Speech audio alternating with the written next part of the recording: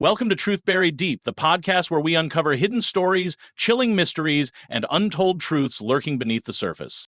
I'm Matthew, the producer of the show, and I'll be guiding you into the capable hands of your hosts, Emma Cole and Nate Reynolds. Every week, they'll take you into the darkest corners of true crime, sharing the facts, the theories, and the lingering questions that refuse to be silenced. New episodes drop every Monday, so don't forget to subscribe and follow us on YouTube.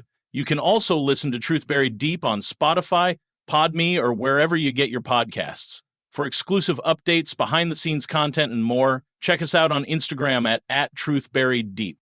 Now settle in, turn the lights down low, and get ready to join Emma and Nate as they uncover the truth, because some secrets refuse to stay buried. Welcome to another deep dive. Today, we're going to try to unpack the enigma that is Robert Durst. Imagine, if you will, being suspected of not one but three major crimes over several decades. That's the reality for Durst: a real estate heir linked to the disappearance of his first wife, Kathie McCormack, the murder of his close friend Susan Berman, and the death of his neighbor Morris Black. We've got some interesting sources to help guide us, excerpts from Durst's Wikipedia entry and a blog post called The Cold, Odd Case of Robert Durst. What's immediately striking is the sheer span of time involved, and how Durst seemingly operated under this cloud of suspicion for so long. Exactly. It's like he was living a double life. So before we get into the specifics of each case, let's rewind a bit. Where did this all begin? What can we glean from Durst's early life that might shed light on his later actions? Well, his childhood was marked by a significant tragedy: his mother's death when he was only 7 years old. While there have been conflicting accounts about the circumstances, the impact of such an event on a young child is undeniable. That's true. And it's easy to imagine how such a traumatic event could have lasting psychological effects. The Wikipedia entry also mentions a fierce sibling rivalry with his brother Douglas, even leading to family counseling. This power struggle within the family, especially regarding the Durst organization, their real estate empire, paints a picture of a potentially tumultuous upbringing. Absolutely. That dynamic could have instilled a deep-seated need for control and power, which some might argue manifested in his later actions. It's certainly a point worth considering. It definitely adds another layer to the story, and as we go through this deep dive, it's important to keep those early experiences in mind. Now, shifting gears a bit, let's turn to the first major mystery in this saga: the disappearance of Kathleen McCormack Durst in 1982. For those who might not be familiar, Kathleen was a medical student just months away from graduation when she seemingly vanished into thin air. The details surrounding her disappearance are truly perplexing. She was last seen at a dinner party where friends noted she was visibly upset and had bruises on her face. It came out that she and Durst had a major fight that night, and she was in the process of seeking a divorce settlement. Right, and that's where Durst's account of events gets shaky. He claims he put Kathleen on a train to New York City and even spoke to her on the phone later that night. But witness testimonies about seeing her at their apartment building after that point contradict his story. And then there's the discovery of some of Kathleen's belongings in the building's trash compactor. That certainly doesn't help Durst's case. It's a very suspicious detail, and despite Durst's claims, the investigation was reopened in 1999, and in 2021, Kathleen's disappearance was officially reclassified as a homicide. So we see this pattern of suspicion already starting to emerge. It's a pattern that unfortunately continues with another tragic death: the murder of Susan Berman in 2000. Susan, a close friend of Durst, had actually provided his alibi in the Kathleen McCormack case. She was found shot in her home. And what makes this even more chilling is the cadaver note sent to police alerting them to her body. For those unfamiliar with the term, a cadaver note is basically an anonymous message revealing the location of a dead body. Now, the note in this case had a very specific detail. It contained a misspelling of Beverly Hills that was strikingly similar to a misspelling Durst had made in a previous letter to Susan. And to add to the intrigue, Susan's father was a well-known figure in organized crime, adding another layer of complexity to the story. Wow, that's a lot to unpack. It's almost like something out of a movie. So we have the suspicious note, but there's more, right? Yes. Durst's actions around the time of Susan's death also raised red flags.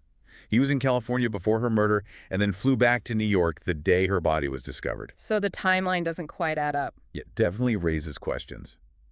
Investigators began to theorize that perhaps Susan knew too much about Kathleen's disappearance, remembering she provided his alibi, and Durst wanted to silence her. It's a chilling thought, but it would explain the motive. And just when you think the story couldn't get any stranger, We have yet another incident this time involving Durst's neighbor Morris Black in 2001. This is where Durst's life takes an even more bizarre turn. He was living in Galveston, Texas, disguised as a mute woman named Dorothy Sanner. Wait, he was dressing up as a woman? Why? It seems he was trying to evade detection. He was on the run at this point, and this disguise was his way of blending in and avoiding attention. But even with this elaborate plan, he was caught shoplifting while on the run, even though he had thousands of dollars in cash on him. That is bizarre. It doesn't make much sense, does it? It does seem illogical. And there were other strange behaviors documented during this time. For instance, Durst was seen stalking his brother while armed. He was clearly paranoid and acting erratically. So what happened with Morris Black? How does he fit into all this? Well, parts of Black's dismembered body were found floating in Galveston Bay. It was a gruesome discovery that quickly led authorities to Durst. Okay, this is getting really intense. So what happened next? How did Durst explain this? He claimed that Black's death was the result of a struggle over a gun in act of self-defense. But then he admitted to dismembering the body and disposing of it in the bay. That's a pretty unusual defense tactic, to say the least. It certainly raised eyebrows. The trial itself was quite controversial, especially because Black's head was never recovered.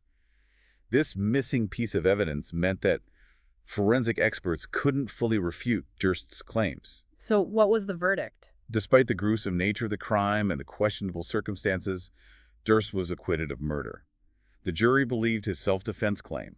However, he was convicted on lesser charges related to tampering with evidence. Wow, so even though he was found guilty of something, he walked away a free man on the murder charge. Exactly.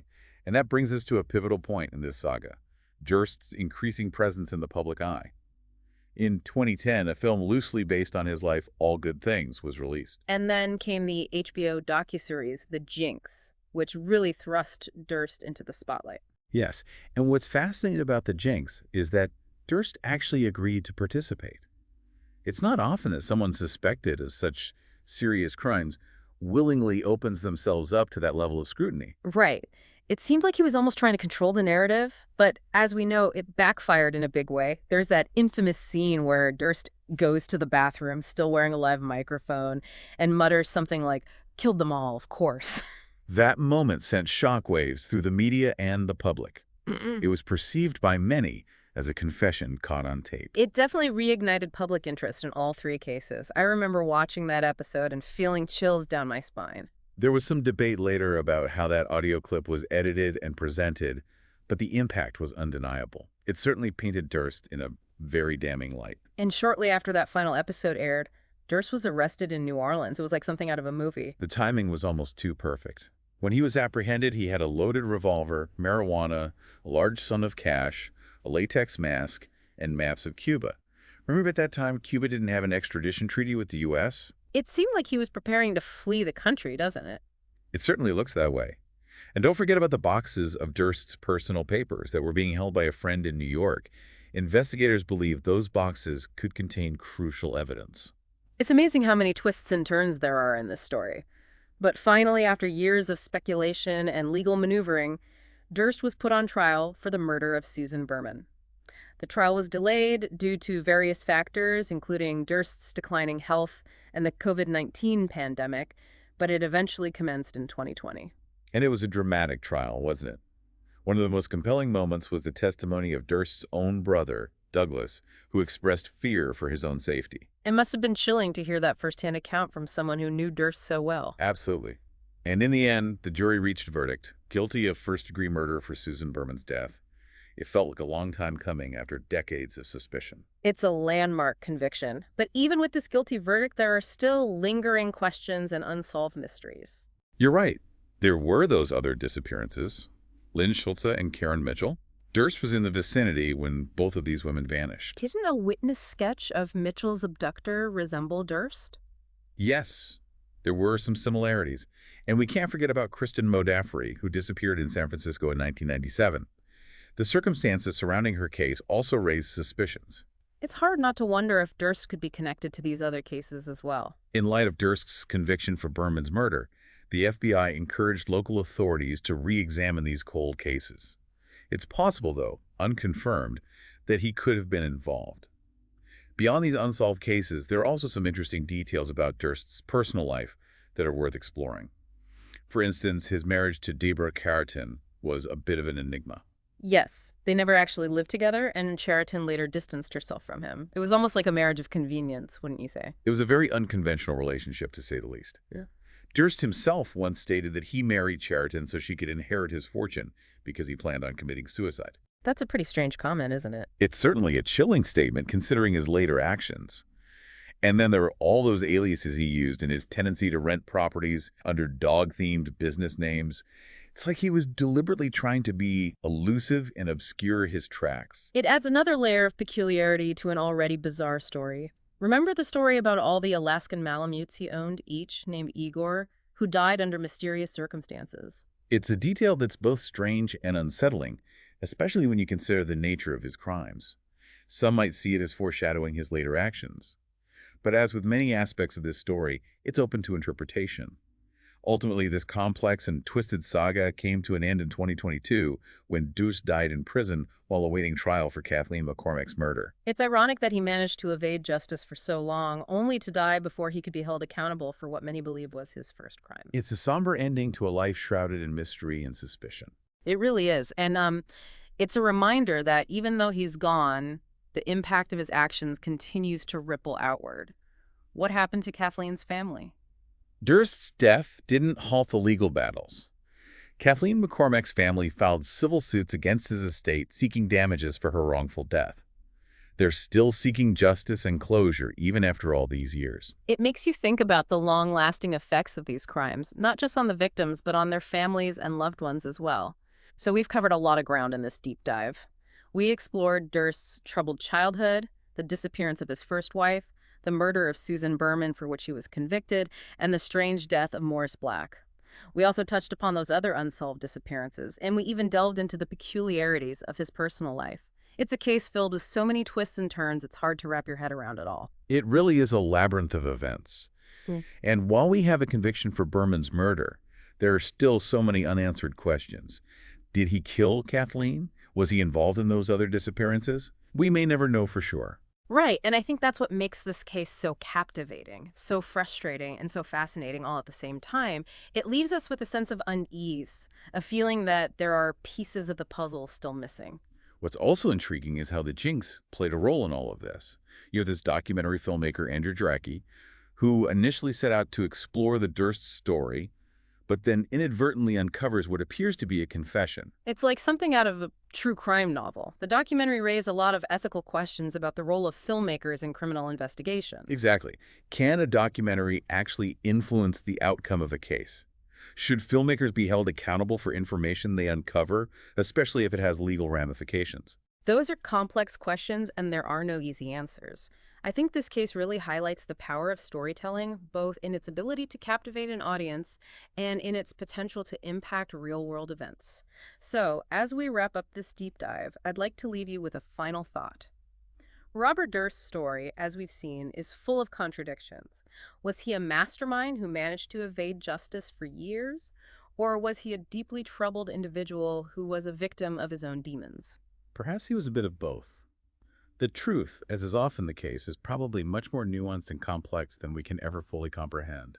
And that's the beauty and the frustration of deep dives like this, isn't it? They raise more questions than answers and leave us pondering the intricacies of human behavior. We explored the life of Robert Durst today, but what do you think? Was he a calculating criminal or simply a product of his circumstances? This case still generates a lot of discussion and debate, and we encourage you to continue exploring it on your own. Until next time. That's it for this episode of Truth Buried Deep. If you enjoyed the journey into today's mystery, don't forget to subscribe and follow us on YouTube. You can also catch us on Spotify, Podme, or wherever you get your podcasts. Stay connected and get more updates by following us on Instagram at @TruthBuriedDeep. And remember, new episodes come out every Monday, so mark your calendars and join us as we uncover more secrets that refuse to stay buried.